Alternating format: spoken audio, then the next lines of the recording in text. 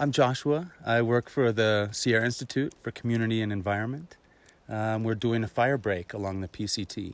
Okay, and so what does the fire break mean? Obviously, it's something to stop forest fires from moving further along. Yeah, and aided with the PCT is the fire line, and that was chosen strategically so that we wouldn't be creating any further scars in the wilderness, but we would just essentially use the trail itself as a fire line, and firefighters would be able to light off the edges.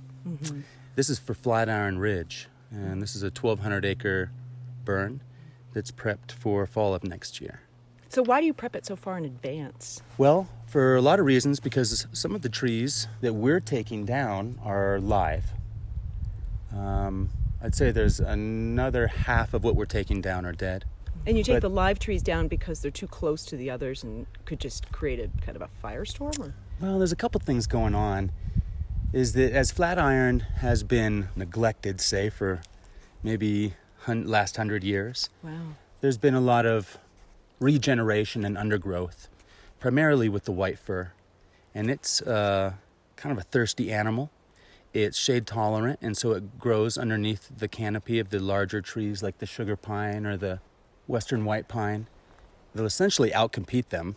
And then whenever there's a drought, they're the first to die back.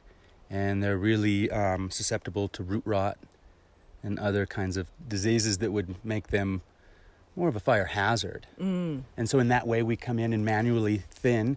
And we don't use chainsaws or any mechanized equipment, but we use crosscut saws and axes and skilled professionals. And you can see there's kind of a swath here.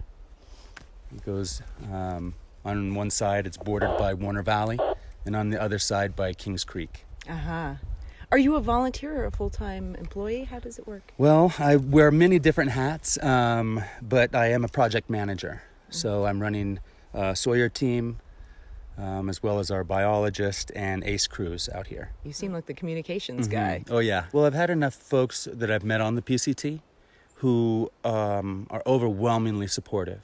They love to see people at work in the forest because they can imagine. But at the same time, I get it from both sides, whether it's people who are on the side that says, well, why do you have to do anything? Don't touch it. It's perfect. Wow. And then people who are on the other side of that argument who say, well, you could do it faster, more efficiently with chainsaws and bulldozers. And so within the scope of the Wilderness Act, we try to put ourselves in a place where we can be proactive and do preventative medicine for future fire, but at the same time recognize the wilderness characteristic and try to stick to traditional tools. And that must take a whole lot longer then. I mean, the work and the number of people needed is probably exponential, isn't it? Not necessarily so. Part of our cultural heritage through the park are people who recognize the Wilderness Act and allow us to use the tools for the job. And a lot of these tools are vintage. They're over 100 years old. And there's a whole lineage of knowledge that's come down from the people who engineered them to the people like us who use them today.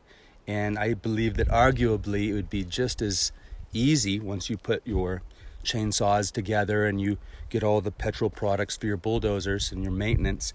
It would have been just as easy and half the battle to bring out crosscut saws and axes and have them used by skilled professionals.